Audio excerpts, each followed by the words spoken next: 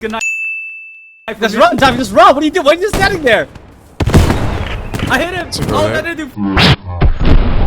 Oh, I'm dead. Holy shit!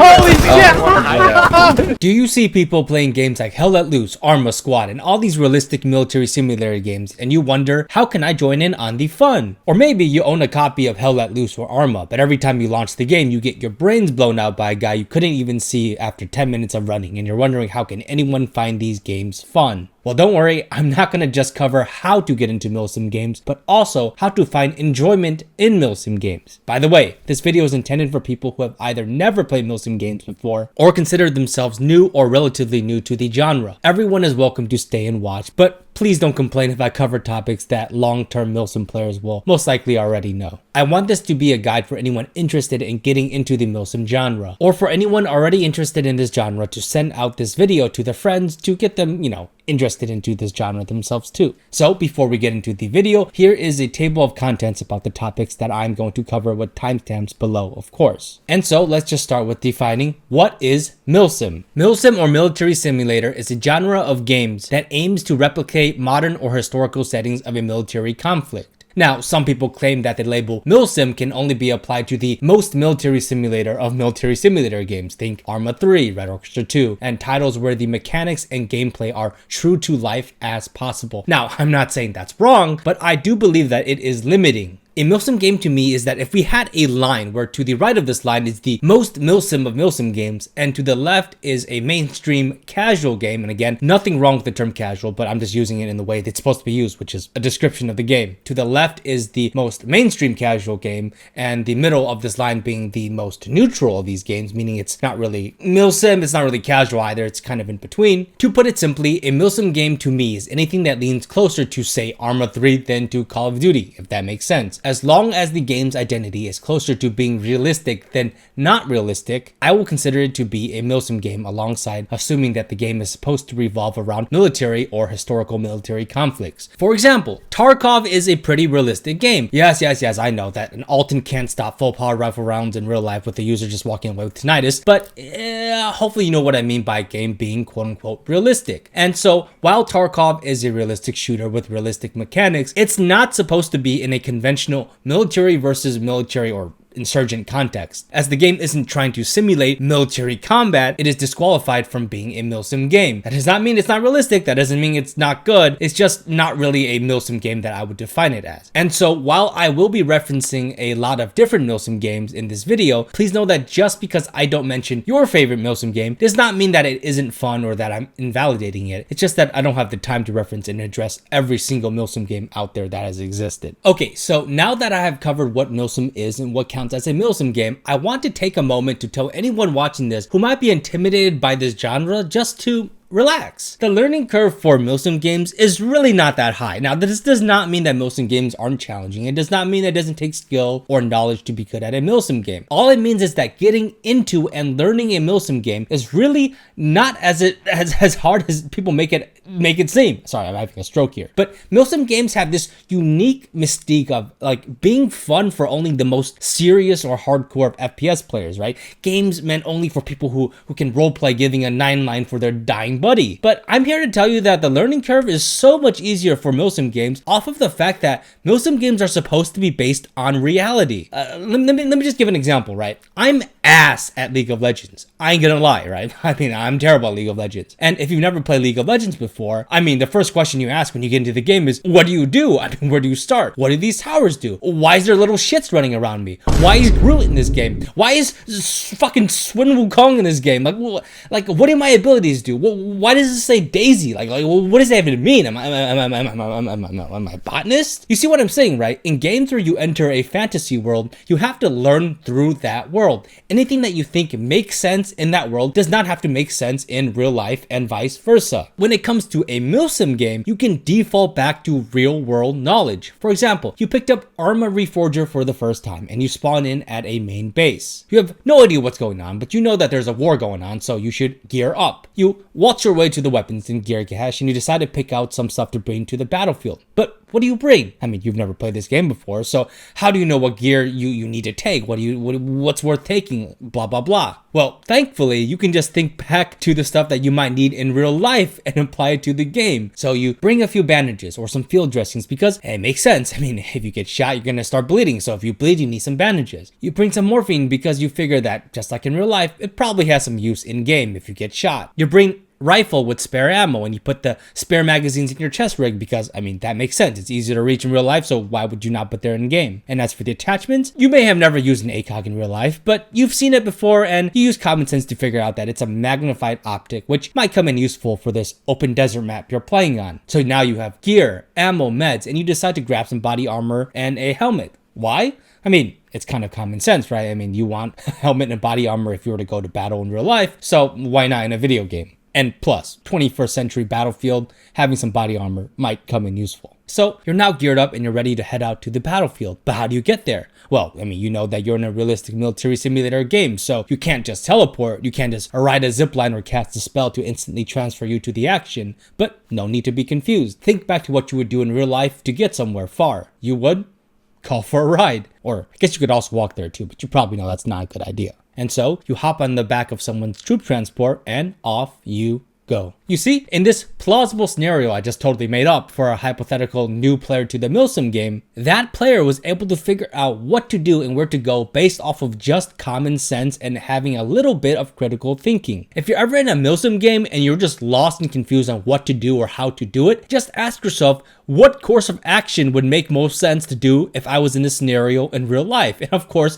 Milsim games are not real life, but again, they're grounded in reality. And so that is a great basis for any player just to pull knowledge from real world experiences, I guess you can say. So all I'm trying to say here is don't be discouraged, because the mechanics of Milsim games are things that adhere to, or at least try to adhere to, the rules of reality, meaning that while you have to learn the mechanics of the game that you are playing and have the knowledge and the skill set to survive and do well in this game, the knowledge of the world that all takes place in is already intrinsic to you. So this leads me to the topic of how to get started. There are Milsim games such as Hell Let Loose and Arma Reforger available for console. That being said, the preferred experience and how I play my Milsim games is through PC. And there are three main reasons for why playing on PC is preferred. Number one, the Milsim games, and games in general, available on PC are just so much more than console. In fact, for the longest time, you couldn't play any Milsim game pretty much on console because Milsim games were seen as an exclusive PC experience. And without a PC, you're missing out on some of the best Milsim games available. And while I understand that many people for financial or other reasons cannot get a PC, I'm also not going to lie to you and tell you that PC is the same experience as console, because it's just not even close. Well, again, no shade to console players, but I'm just being honest here. Number two, the mods for PC are unmatched. On PC, there are just so many great mods for Milsim games and video games in general that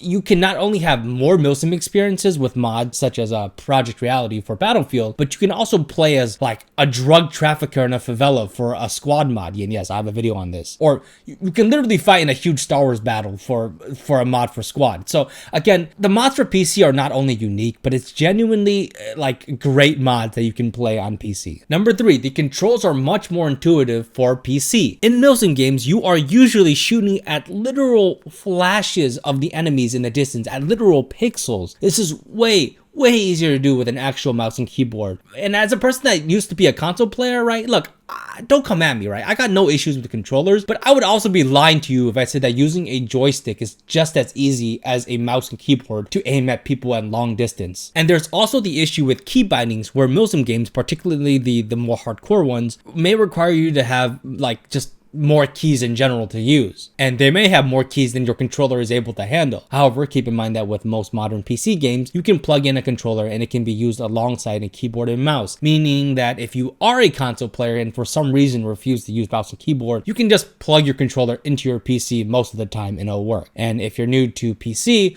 all the games that I am referencing are available on Steam. When it comes to which Milsim game to start out with, there are two questions you should ask yourself first. Number one, how realistic do you want the game to be? And number two, what era do you want the game to be set in? Starting with the first point, there are obviously degrees to how much a game leans into the realism and hardcore aspect of its gameplay. Now, I know that when sifting through all the games available, it might be a little daunting to figure out how Milsim, quote unquote, a game actually is. The general rule I have though is that while of course it isn't always 100% accurate, is that typically the less HUD and more punishing the health system is for a game, alongside the existence of some sort of logistics system, with the more complex that system is, the more leaning towards realism in a true quote unquote Milsim game that game will be. So if you're looking at two Milsim games and wondering which one is more hardcore than the other, just ask yourself these 3 questions. However, what matters just as much is the era in which the game takes place. The era a game takes place in will drastically affect your experience. And believe it or not, you are not going to be using an AKM in the American Civil War. You will be using a muzzle-loading rifled musket. You will not be calling in a close fire support by a Black Hawk helicopter in a World War II game, just as how you won't be firing smoothbore muskets at the enemy in a Milsim game that takes place in the modern day. But understand that this is because in each era, you are limited by the technology and equipment of the time. This is what makes Milsim games so fun and unique, the adherence to historical accuracy, at least for those that fall closer to the Milsim end of the spectrum. When I boot up Mount and Blade Napoleonic Wars, I want to feel like I'm in the Napoleonic Wars. I do not want developers giving me access to, like, I don't know, the Puckle gun just because it existed at that time, technically, and the developers thought that giving players all historically accurate muskets would be too hardcore or something stupid like that. No, I want my musket to fire every 20 seconds if I'm lucky. I want my musket to misfire and jam. I want my musket to have the accuracy of an overpowered potato launcher, because yes, all these things make the game harder, but I prefer that and it being historically authentic rather than it being a watered down casual cash grab. And so if you, the player, likes bolt action rifles, perfect. Find a game that takes place in an era like World War II, for example, where most people were using bolt action rifles. You prefer modern combat? Cool. Find a game that fits there. So hopefully now you can have an idea, or at least a general idea, of what games you would be interested in. And so let's talk about what you can expect in these games. In this segment, I will be going over basic mechanics and features that you will see in essentially all Milsim games, with essentially all Milsim games having at least some, if not all of these features. The squad system. Some sort of squad system exists in essentially all Milsim games today. The point of a squad system is to replicate how militaries are organized in real life from bottom up. For those coming from games like Battlefield, this might seem a little bit familiar to you, but essentially treat squads as a team within a team. You work closely with your squad, while your squad coordinates with other squads to coordinate as a whole team. Typically, in this squad system, you are also further divided up into roles. Now, this can be done for the first reason of having teams balanced in a way where not everyone can just be armed with an MP40 or a light machine gun and running around with it, breaking the immersion of a World War II battlefield, as well as the balance of the game itself. The second reason for why squads are further divided into roles is so that you can essentially synergize and work together as a team. The machine gunner gets resupplied by the rifleman, while engineers booby trap roads and create defenses and things like sandbags and barbed wire. And so, speaking of squad mechanics, let's talk about how the spawns work. Spawns will not be instant or just anywhere in a Milsim game. The spawns are meant to be more punishing in a Milsim game, and with the extended death timer, the extended spawn timer, and just limited places to spawn, there are numerous reasons for this. From making death more punishing so you as the player will value your life a little bit more, to the balance and the gameplay flow. For example, when spawning into a Milsim game, when you get killed, you aren't going to be able to just press F or X or whatever your controls are and instantly just spawn into a place a few feet away from the combat zone. After waiting out the death and spawn timers, you will need to either spawn at a rally point that your squad put down or at a forward operating base set up by your team. You can also spawn at your home base, but usually that's going to be somewhere really far away, although your home base is where you get your ammo resupplied instantly and also typically where you go to change your gear and all that. The terms I use may not be exact for each game. For example, War of Rights, instead of a rally point being set by your squad to spawn in, you spawn in at your regimental flag. The point though is that all of these games share similarities, including in their spawn system. The suppression mechanic. A suppression mechanic is something that I've talked about many times in the past in my other videos. Just know that suppression is a very important mechanic for games and also to real life military tactics. When bullets fly near someone, that person taking shots wants to live, and so they react by hiding or being able to return less accurate fire. This allows the people suppressing to push up and close the distance and engage with the enemy. Games aren't like real life, and the threat of sitting at a respawn screen is obviously less harsh than dying in real life. So Milsim games have an added mechanic that typically causes your character to start just like spazzing out when bullets are flying around them to simulate the suppression effect. What this means for gameplay is that firing towards the enemy to suppress them is a common tactic in a Milsim game. And this is very different from a casual game where you're pretty much only shooting at the enemy once you can see, identify, and then kill them. Another element is 1 or 2 hit death. Straight headshots, regardless of caliber, are one-hit kills in Milsim games. Typically, your character can only take a few shots before being killed anyways. This is not just to add to the whole realism aspect of these games, but to also force you to play more cautiously and intentionally, adding to the atmosphere of Milsim battles. And this leads me to another aspect of Milsim games, the medical system.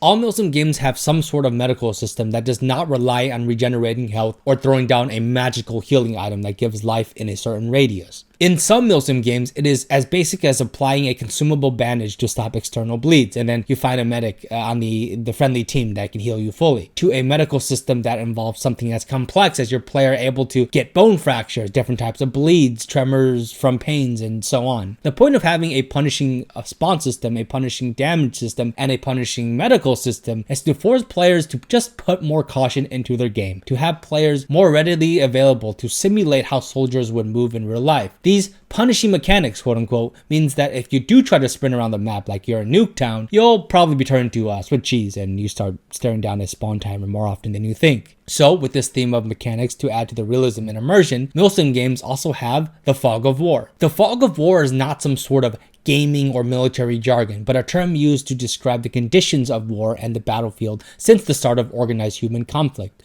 Information is not instant or complete, and while in a casual game you may find yourself with mini-maps and glowing red dots indicating the enemy, in a Milsim game you are pretty much always working with partial or little information. Let me give you an example, right? So you and your squad enter a town near an objective and you immediately start taking fire. And for minutes, you and your team, you're exchanging rifle fire, you're exchanging a rifle grenade fire, you're spraying bursts of machine gun fire at each other. Suddenly, the shooting slows down.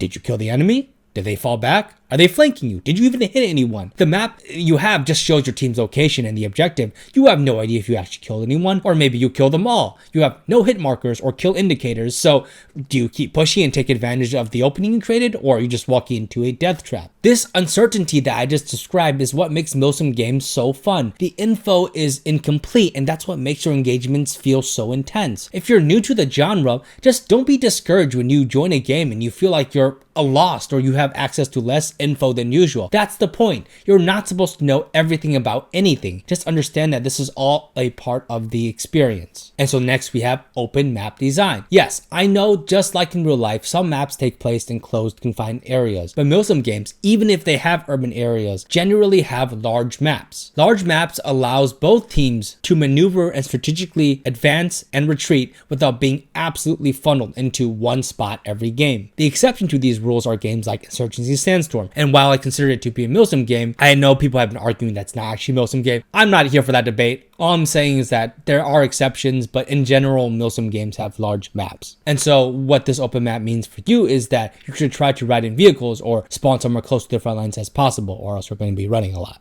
And finally, we have the server browser. In Milsim games, this is how you will be joining your games. I suggest you filter by players and then by ping and look for which servers to join that way. After all, even the best servers with no players are just kind of pointless in joining. Remember to read what that server is, and if it is modded, the mods will usually download automatically. Also remember that because the Milsim community is smaller, it is perfectly normal to hop into a game with just 1 to 3 full servers. You can have a perfectly fun experience with just that amount of people. Start with mods. Okay, so this might sound a little crazy, but stick with me, right? Some of the best mods that I played are for Milsim games. And I mean, there is a huge and genuinely good Star Wars mod for Squad. And there is a mod where you can play as a drug trafficker in a favela, as I mentioned before. There are people interested in Milsim games, but they don't like the military setting itself because they feel like it's either too serious or just something about that setting they just don't they don't find interesting. And that doesn't mean they'll never find it interesting, but they don't find it that interesting as of now. Now, I'm not faulting you if you think that way, and hey, everyone is entitled to their opinion, but I bring up mods because they're an easy way to get the feel for the Milsim formula and mechanics while not being in a military setting. For example,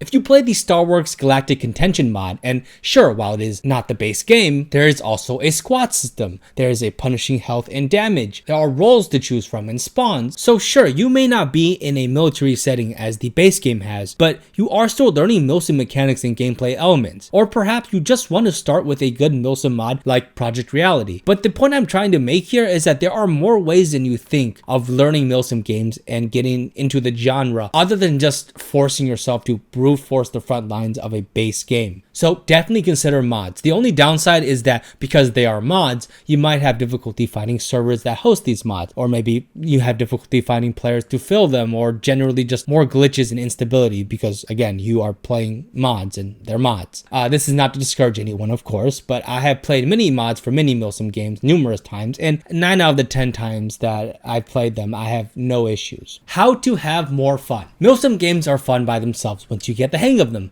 but I do believe there are a few things that not only increase your enjoyment of Milsim games, but can increase your enjoyment of Milsim games by multiple times. The first of how to find even more enjoyment in Milsim games is to have a love of history. Now, I'm not saying to go out there and get a history degree, although if you do, good for you, but I am saying that having history knowledge and an interest in history in general makes Milsim games so much more incredibly fun. Remember, as the name Military Simulator implies, lots of the maps in Milsim games are based on real-life locations and battles. It is really an amazing experience, honestly, I can't really describe it, to read about Operation Market Garden and then literally play a map from Operation Market Garden. Enjoying and being knowledgeable on military history and history in general just makes these games just so much more enjoyable and just interesting. This is also why I like to give an historical overview on some of my gaming videos. So going alongside the idea of learning history to enjoy Milsim games comes the idea of watching historical movies and war movies. Yes, I know that war movies aren't always up to people's tastes, and yes, I am fully aware that lots of war movies are just pure propaganda. As a former Marine, I would know. But it is undeniable that lots of Milsim games have been inspired by movies and TV shows, and if you know these shows and movies, it's fun to see that stuff in game. For example, in a World War II show called The Pacific, in one episode we follow a group of Marines crossing an airfield under fire during the Battle of Peleliu. In real life, and according to eyewitnesses there, this airfield was crossed, but there was no drawn-out firefight between the Marines and the Japanese on the other side. Instead, the Marines just reported crossing the airfield as fast as they could without stopping. But this airfield structure has become iconic as it was adopted into numerous games, including Call of Duty World at War and Rising Storm. So while it is just a fun movie reference and doesn't actually change the base game or any core mechanics of the game, when you see this airfield bunker in game, it's sort of just like a, oh wow, cool, I recognize this structure from the TV show The Pacific moment. And so once you start watching more and more war movies, you really do get to see more and more of the inspirations from shows and movies that Milsim games often reference. If you want to know which war movies to watch to enjoy Milsim games more, then I recommend Saving Private Ryan, Stalingrad, Band of Brothers, and Full Metal Jacket. And yes, I know these are Western-centric recommendations and pretty mainstream movies, but I'm suggesting these titles because regardless of how you feel about them, they are iconic and often referenced in pop culture and games. Also, my favorite movie of all time is City of Life and Death, which is about the Nanjing Massacre during the Second Sino-Japanese War. Just saying, definitely watch it on YouTube. One other way of enjoying Milsim games even more is to roleplay. Hey look, if you watch me, you know that this is one of my favorite ways to enjoy the game. But I mean seriously, in the next game you play, roleplay as a soldier in that era. Pretend like if you die in that game, it's the end of your story for your character. I mean, trust me, it makes the game just so much more immersive. I will say though that from a young age, I realized that I could really get into character and get immersed really easily into games. Now, I'm not saying no one else can too, but I'm just mentioning it because I genuinely don't know if it's this easy getting immersed into a game or if it's like something like that only I can do, which I don't think I can, but I don't know, whatever. I don't know what I'm yapping about, all right? But I'm just saying, try to roleplay, all right? Try to get really into character and just really into the game. It's just so much more fun. And I'm not saying take it seriously and start like going like actually nuts, but enjoy, have fun, get into character, alright? Try it sometime, it's fun. And last but not least, but probably also the most important, is it's not about the kills. Shooting at the enemy is obviously a part of the game, and it's incredibly fun to do. in a video game. They're not what alone makes a Milsim game fun. The enjoyment of a Milsim game comes from the teamwork, coordination, the spectacle, the suspense, and all the other things that comes with being in an environment that's supposed to give a fun and grounded simulation of modern or historical battlefields. And alongside getting kills and getting into firefights, the other stuff is what also makes Milsim games enjoyable. So learn not to just enjoy the game when it comes to getting the actual kills, but to also enjoy just appreciating the environment and the teamwork and the other elements that casual games don't have or don't do as intricately and as well as Milsim games. So now that you know the basics and have started playing your game, you're probably dying a lot. So the question is, why are you dying? And please don't tell me you're not dying a lot, because I still die a lot now. And I know for a fact that when new Milsim players start the game, they die a lot. So I've touched on this topic in a previous video, but I want to remind you all that, again, Milsim games are not as hard as you think they are. In a good way. If you are dying a lot in a Milsim game, it is most likely because of the way you are playing the game, and most likely nothing to do with your aim or pure mechanical skills. And again, I mean, there are people in this world that just can't aim. If that's the case, I'm sure you know who you are. Just go to aim labs or something. So anyways, when you play a Milsim game, you should be way more cautious and change the mindset of how to just approach the enemy and how to play the game in general. You don't run into an open field and take 5 shots to the chest and then throw down a magical med pack to heal. If you do what you usually do in Call of Duty, you will get destroyed. And so if you don't adjust your mindset to be more cautious and team oriented, you will most likely be dying a lot and probably also losing a lot. So just remember that above all, Milsim games are team games. So if you stick with your team, you have more than just one set of eyes to watch and spot for you. You can also be revived easier. It's just stick with your team, play the objective, and understand that enjoying the moment and not chasing after kills like it's Call of Duty is honestly the key way of enjoying this game. Try other games. Finally, what I want to say is that there is no shame in jumping around Milsim games. What makes Milsim games so unique is that none can really replace each other. If both games have the exact same depth of mechanics, the fact that they are set in different time periods is enough to make them worth playing on their own. Even with games set in the same time period, the mechanics, the specific settings such as Hell Let Loose having an Eastern Front and Squad 44 soon to have a Pacific Theater makes both of these games unique. I often play, say, Squad 44, and then when I'm in the mood for something more modern, I jump to Squad, and then maybe I want a different feel but also set in the modern day, so I jump to Arma Reforger and then Arma 3, and then I jump back to Squad 44 for World War II. You get what I'm saying, hopefully. Experiment with games and understand that the Milsim community is not that big, and so showing your support to all Milsim developers that care and give us good games is important. But also, you are honestly missing out if you don't try other military simulator games and settings. Just because one game is not your fit does not mean that no game in the genre will work for you. If you want to see Milsim gameplay or gaming in general, hey, feel free to check out my other videos, just saying. You know, if I was entertaining to you, then maybe you consider liking and subbing, just saying. But regardless of what you want to do next, hopefully this guide was helpful. And please, by the way, feel free to share this. I made this guide specifically to also be able to share with anyone else that I want to get into these types of games, but don't know where to start. So I hope you have a wonderful day, and bye.